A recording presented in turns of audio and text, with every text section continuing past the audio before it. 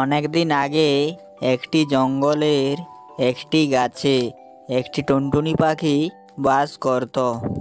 তার পাশের একটি গাছে একটি পায়রা বাস করত। তারা দুজনেই খুব ভালো বন্ধু ছিল।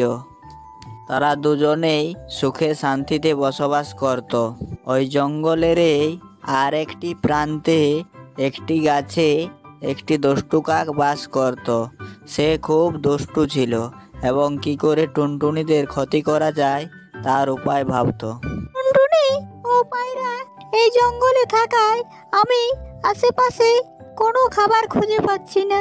ওদেরকে কিভাবে যে তাড়াবো এর একটা ব্যবস্থা করতেই হবে, না হলে আমায় প্রচুর খেটে খাবার সন্ধান করতে হবে। এই বলে কাক টুনটুনি ও পায়রার বাসার দিকে উড়ে গেল। টুনটুনি ও পায়রাকে কিভাবে এই জঙ্গল থেকে তাড়ানো যায় তার উপায় খোঁজার জন্য। টুনটুনি বোন, তুমি কি করছো? তুমি আজকাল খাবারের সন্ধান করতে যাও না দেখছি। আর বলো না গো কাক দাদা, আমার বাসায় নতুন অতিথি আসছে। আমি এই প্রথমবার ডিম পেড়েছি, এই জন্যই খাবারের সন্ধানে যাওয়া হয়নি। তুমি তো জানোই এই জঙ্গলে দুষ্টু ঈগল বাস করে। সে যদি কোনো রকমে খবর পায় তাহলে আমার ডিমগুলো চুরি করে নিয়ে খেয়ে ফেলবে। ওই জন্যই সব সময় ডিমগুলোকে আমি আগলে রাখি। হ্যাঁ হ্যাঁ টুনটুনি, তুই ঠিকই বলেছিস। ঈগল খুব দুষ্টু। সে যদি জানতে পারে তোর ডিমগুলো চুরি করে নিয়ে যাবে, তুই তোর ডিমগুলোকে এভাবেই আগলে রাখ। যাই, আজ আমায় আবার খাবারের সন্ধানে যেতে হবে। এই বলে কাক টুনটুনির বাসা থেকে উড়ে যায় এবং কাক উড়ে যাওয়ার সাথে সাথে টুনটুনির বাসায় পায়রা চলে আসে ও টুনটুনিকে বলে, টুনটুনি বোন, আমি একটু আগে দেখলাম কাককে তোমার বাসা থেকে উড়ে যেতে। কাকের সঙ্গে তুমি বন্ধুত্ব করো না, সে খুব দুষ্টু। হ্যাঁ গো পায়রাদা, তুমি ঠিকই বলেছ। এখন থেকে আমাদের আরো বেশি করে সতর্ক থাকতে হবে। টুনটুনিকে এই জঙ্গল থেকে তাড়ানোর একটা উপায় পেয়ে গেছি। যদি আমি টুনটুনির ডিমগুলো চুরি করে লাইটি ঈগলের ঘাড়ে চাপিয়ে দিই, তাহলে ভয়ে টুনটুনি আর এই জঙ্গলে থাকবে না। যাই, টুনটুনির বাসায় গিয়ে ডিম চুরির ফন্দি আঁটি। বলে কাক টুনটুনির বাসায় চলে যায় এবং টুনটুনিও সেই সময় তার বাসায় থাকে না। ওদিকে পায়রা তার বাসায় ছিল। পায়রা টুনটুনির বাসায় কাককে দেখে তাড়াতাড়ি সে টুনটুনির বাসায় চলে আসে এবং কাককে বলে, কাকদা, তুমি এখানে কি করছো? না, মানে আমি এই যে একটু দেখতে এসেছিলাম যে টুনটুনি বোন কি করছে, এই আর কি। তুমি তো খুব চালাক গো কাকদাদা, কিন্তু আমি জানি তুমি টুনটুনির ডিমগুলো চুরি করতে এসেছিলে, তাই না? আরে না রে পায়রা, আমি এতটা খারাপ না। ঠিক ওই সময়ই সেখানে টুনটুনিও চলে আসে। আরে কাকদা, তুমি এখানে কি কাজে? আরে টুনটুনি, আমি এইটা দিয়ে যাচ্ছিলাম, তখন দেখলাম যে তোর বাসাটিতে কেউ নেই। সেই জন্য তোর ডিমগুলো পাহারা দেওয়ার জন্য আমি এখানে এলাম। এই বলে কাক সেখান থেকে উড়ে গেল। এই টুনটুনি, আমি কিন্তু কাকের মতলব ভালো বুঝছি না।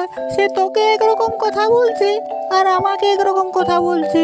এর একটা ব্যবস্থা কর, না হলে তোর ডিমগুলো চুরি হয়ে যেতে পারে।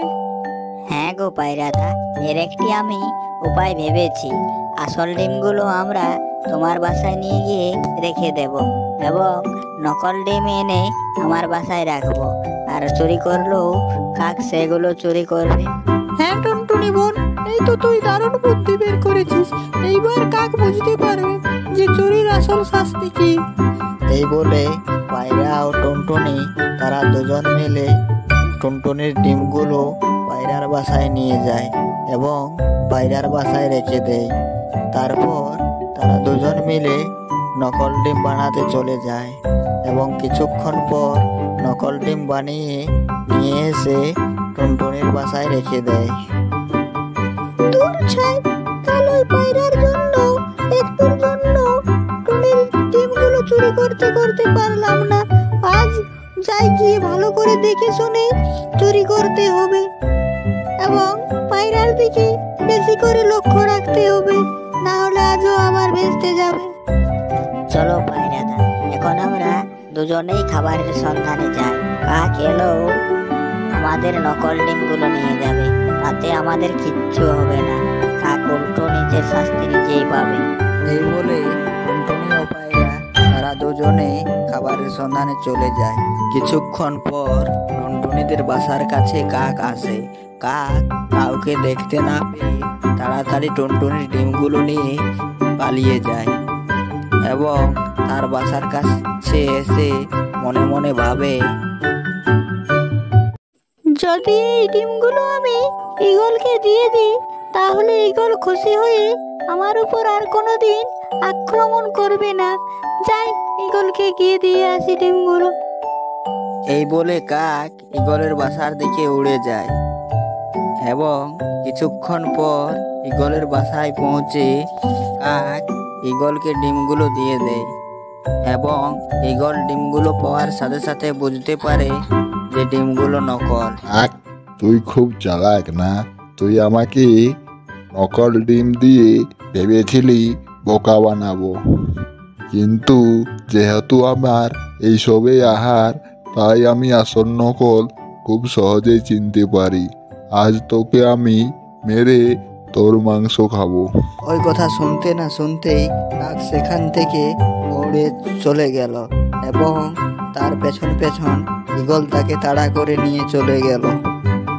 কাক প্রাণের ভয়ে উড়তে উড়তে জঙ্গল ছেড়ে পালালো। ও টুনটুনি ও পায়রা তারা দুজনে সুখে শান্তিতে ওই জঙ্গলেই বাস করতে লাগলো।